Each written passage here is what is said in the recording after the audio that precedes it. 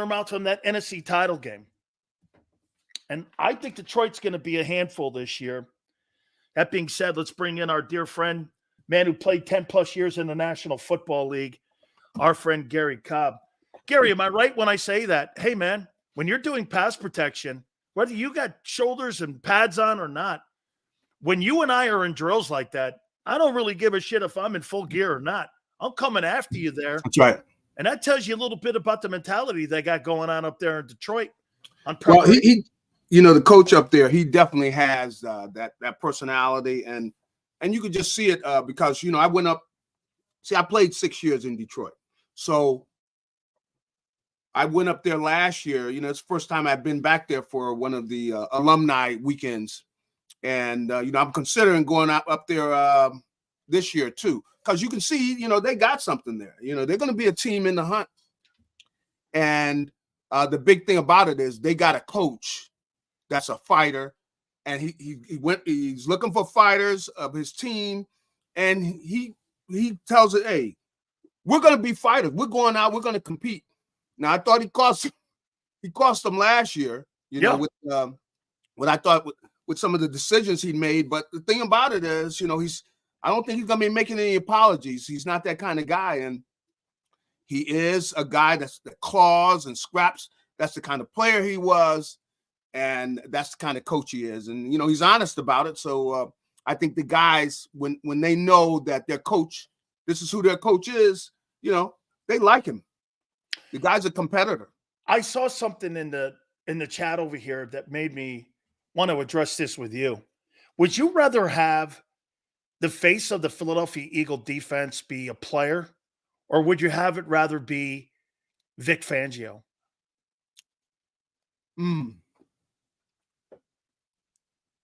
Well, I can't say that the players ultimately got to go out there and get the job done. I mean, whatever the coach, the coach could be great and everything, but they still got to go out there and get the job done. But Fangio, I can't say, I haven't talked to him that much, so I don't know him. I can't say that I know him. I think it probably should be a player when it comes down to it, because the players have to make the plays and everything. But I would have no problem with it being him. I would have no problem with that. Garry, do you think those Eagle defenses back in the day were the face of Jim Johnson, or do you think it was the face of the players that Jim Johnson played for, like Hugh Douglas? Well, I thought the players. They had some guys with some strong personalities, like Hugh. So I thought it was the players. The people that are really close to the game and everything, of course, they know about the coaches. But the fans, it's broader, where, of course, they know about all the players, and being close to the Eagles, of course, I know Jim Johnson and the importance he was and everything. But the players got to go out and get it done, though. Still, I mean, even if you're drawing up, you're in the right defense and everything, players have to go out and make the plays. So I don't think you ever can really get away from that. The players, ultimately, they got to be the ones that execute what the coach draws up. So I always lean on the players, even though the coaching part is very important. There's no doubt about that. But ultimately, still, the players have to make the plays. You could have a great coach. Come on, great coaches. If they don't have great players, come on, you've seen great coaches stink up the place. They don't have great players, but great players can sometimes cover for a bad coach. Absolutely. Garry, we got a question here for you. Garry, how will the no drop tackle rule affect tackling, and will it benefit the Birds, or I'll add one here, will it hurt the Birds not having that drop tackle no longer part of the game? Well, now this is the thing, and I guess it's kind of fitting that it would be right around where we're talking about coaching, because this is coaching, where coaches got to make sure, look, this is not going to beat us. I want you guys to be disciplined, and they got to be talking about it so that guys that have made a habit of tackling like that, you know, they got to know they can't do it anymore, you know, and I'd have to say coaches got to emphasize it because they don't really do much tackling in practice. Right. So the guy's got to go in the game and have it in his head because they just don't do very much anymore. So I imagine they're going to do some work. I'm trying to remember who they got coming in here. They got somebody coming. I don't know. I think the Patriots. I think it's the Patriots. Yeah, I think it is the Patriots. Yeah, they got the Patriots coming in here. So they'll get some work, a little work in it, but they're not going to do very much live drills. They don't do that anymore. So the coach, Vic Fangio, is going to have to emphasize it over and over. He's got to start it now. I imagine he's been talking about it already because that's something that because you don't get a lot of, you know, live work, you just got to talk it. And it's got to be something that everybody's been talking about to the point to where it sinks in because it was emphasized so much. But, you know, they you know, most of these guys, they don't play much during the preseason. Absolutely. No. When they're going to do it, they're not going to tackle at practice. They're not going to play in the preseason. They just got to emphasize it. Vic Fangio's got to emphasize it in his meetings. Absolutely. Gary, I want to throw this at you here because, again, the New York Jets are getting hammered this week because tomorrow is going to be mandatory minicamp for the Jets, and Reddick may or may not be there, and he has been holding out of all of these OTAs. So the problem now that you're having in New York with the New York media jumping on Joe Douglas, general manager, who has relationships, obviously, with Howie and Philly, is that how could you make a trade for a guy? Did you think him just driving up 95 was going to change the problems of the agent and the player and his contract issues that he had with Philly? Now those contract issues are in New York, and you made a deal for that guy, and that guy may not be eligible. So at the end of the day, Gary, maybe Howie read the room right and said, I had a lot of issues last year in that locker room.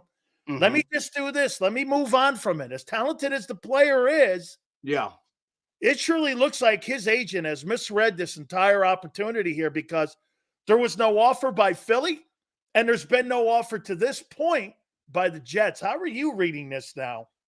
Well, definitely it's bad. I mean, it's not good because with all the new money in the NFL, you know, the fact that they wouldn't offer to him, they obviously weren't playing, and the agent misread it. Yeah, because agent come back and tell you, no, they're going to give you your money. Okay, then he's believing that. But so far, I mean, with all the money flowing out there, they have nobody's moved. So they obviously aren't kidding. And I know he wouldn't not be looking forward because eventually he's going to have to go up there then. Yeah. Come on, you got to go up there and get your money. 14, 50, whatever, however many million, he's got to go up there and get it. And supposedly you're going to be fined $35 million or $35,000 a practice if you miss these OTAs. You're talking in excess of nearly $130 million. If you miss these hey, that's one thing, but $14.5 million. I know. Sorry, dude, I ain't missing out on that. Come on, he's got to go get his money. I mean, ultimately, they know he's got to come. They know. Come on, they know. He's not going to leave $14 million sitting on the table. Come on. You got to be kidding. So, I don't believe in agent abuse, but he needs to go over that. Maybe, obviously, he misread the situation. And then, it's not over yet. So who knows? Maybe the Jets, maybe they cave at some point. No way. I'm with you. I don't see this thing revolving. I mean, we've been talking about some bad agent moves with the last couple of weeks. Huh? When we talking about somebody else did some stupid, cost a guy a bunch of money. I mean, Devontae. Yeah, Devontae. Yeah, you're right. Man, you feel bad because football's not like basketball and baseball where you're gonna play for 20 years anyway. You got to get your money. He's gonna lose. Devontae Smith. I looked it up, and people have told me he's gonna lose. in a span of nearly 3.5 years, once his contract comes to a maturity, he's going to lose in excess of $74 million. If the market continues to roll the way it is, he'll lose $74 million because he wants to play in Philly. Woo! Well, I would say stay tuned. Hey, the Eagles have shown a propensity, though, if a kid plays and plays big, that's right, that they'll right the ship and make that thing right. That's right. That's right. I will give Howie credit. He has done that. And, the thing is, Smitty's a good kid. That's why you feel bad about it. He's not like some kid, whatever, somebody, let's say they're a smart aleck that act like they know everything and all the time. And, a troublemaker. Smitty, he's a good kid. When he says something, he means it. He's a team player. He's not a prima donna. The kid is a professional. And you feel bad for him, leaving money on the table like that because, most of the time you don't get that second time around. Absolutely, man. You don't get it. Garry, I got to ask you this. Feel bad for him. I got to ask you this one here. Do you believe that Jalen Hurts can have a great season if the quarterback and head coach are not on the same page? Last week was a tad bit embarrassing, I think, for the head coach, that the player had an opportunity, as you and I said. I've never seen a baseball or a wiffle ball more teed up in my life than what Jalen Hurts had to knock it out of the park for his coach, and he refused to. Do you think you can have a coach and player not on the same page and you be successful and your team be successful if that dynamic is not intact?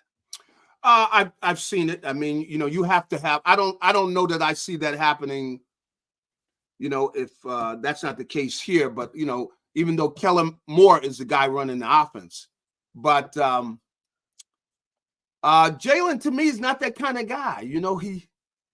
He's not a out on his own type of guy. He's the kind of guy that is going to thrive, I think, in harmonious conditions. So I am somewhat surprised that, and maybe he just misspoke or whatever. Because I don't see him as the kind of guy that really does much where he goes out on his own or anything. And he usually, he's going to say everything he needs to say about the coach and praise him and all that, because, he's, I've seen him do it for players who maybe weren't playing that well. And he would give the guy a pat and everything. And that's pretty much the way he does the news conference. He's not looking where he's trying to say something and everything. So I kind of think that might get cleaned up in the future. I think that I really do, because I don't see him as the kind of guy that's want to do anything where he's trying to come across as that he's not happy about somebody. I don't think he's going to say anything. If he's not happy about somebody, I don't think Jalen is going to intentionally really say anything. How about this one, Garry? Couple last questions here for you. Kelee Ringo has been the star of this offseason. Now, look, I know you're in pajamas. He looks good. He's looked good out there. You're right. Okay. So if you're Howie in the organization and you know how they take preferential treatment with draft picks versus guys who are taken later, do you believe Mitchell starts or do you believe Kelee Ringo? Because what do you do with Kelee Ringo here? And here's another one to add into that dynamic. It's June 10th. You had to set your 90-man roster by June 1st. That means Bradbury's going to camp. Yeah, he's going to camp. So yeah, that's not a surprise. How are we looking at this dynamic in the secondary? And you got a 33-year-old corner on the other side in Slay. Well, from what I saw out there at camp, Ringo was getting up pretty much from all of the he was doing a lot of, he was the number one guy. Ringo was in there. And then when they went to nickel, they had Mitchell playing inside. When they started playing some nickel, they had put him Mitchell in the working, and he was working pretty most of all the time last week. He was working inside on the nickel, meaning so he was in the slot. He was in the slot. Yeah, he was in there. That's what they had him doing. So Because Ringo, Kid Ringo's he's playing great. I mean, he's not getting beat deep. He's got great size. See, he's really bigger. Ringo is big. I mean, he's bigger than Mitchell, and he's been playing well. I thought Mitchell played well, but Ringo, and Rogers was playing. Isaiah, he was playing well too. So right now, I think Ringo played well enough. I don't see how they can just take that job from him. He continues playing the way he is, because nobody really did anything on his side. He's playing very, very well. And the thing about it is he got great size and speed and everything. And he had an outstanding camp. All the reps that I saw in,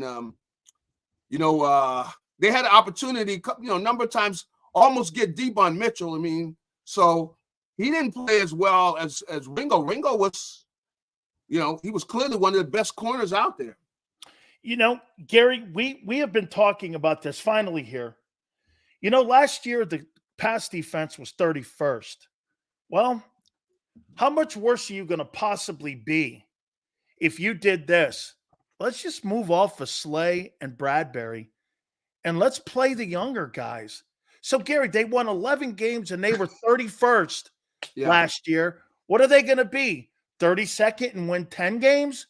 Why not just cut the umbilical cord and start playing the younger players back there? You've invested all these draft picks. Mm-hmm. When do you cut the umbilical cord and go, okay, Kansas City did it a couple years ago. I get it. Mahomes affords you that ability to do that. Yeah. But still, when do you get to that point where you go, got to start playing the young guys? Well, you know what? If I were to go by how they played in the minicamp, I would say that they could do that, because that's how many of those kids look good. But it was just a minicamp. I get it. I don't want to get too worked up, but they had the corners looked good. But at the same time, the Eagles making changes on their offense, and Jalen took the heat for a lot of this. But see, they were changing things in their offense, really. And they need to change them, because people were running their routes last year. Okay. They were the offense, the coaching, it was not creative. And, there's times Jalen looked downfield and nobody was open, because they had shown everything and they were telegraphing it, whatever. Anyway, everybody knew what they were doing. They are giving the wide receivers, and AJ said this in an interview, they are giving the wide receivers, and for that matter, so did Devontae. They've got a lot more freedom in their route running, meaning they want them to be at a certain place at a certain time in that play, because that's when he's going to throw the ball. But the way they get there, they're giving the wide receiver the freedom to show different things. See, so it's so that somebody can't look at the tape and go, okay, we can see what they're doing. We know the route they're getting ready to run, blah, blah. It's going to be very difficult for teams to do that, because they've given them the freedom to, show different looks and do different things, but be where they're supposed to be at the end of the route. That's the main thing. Now, they've been doing that. So this has been a change. They're changing things. And that's why the offense struggled, because, Jalen was getting used to that. See, he hadn't been around that. That's something new. And so this is something that's been, a change. And I could see that he was getting used to it, knowing where the guys are going to be. And even sometimes where he might have thrown the ball, he thought the guy was going to be here.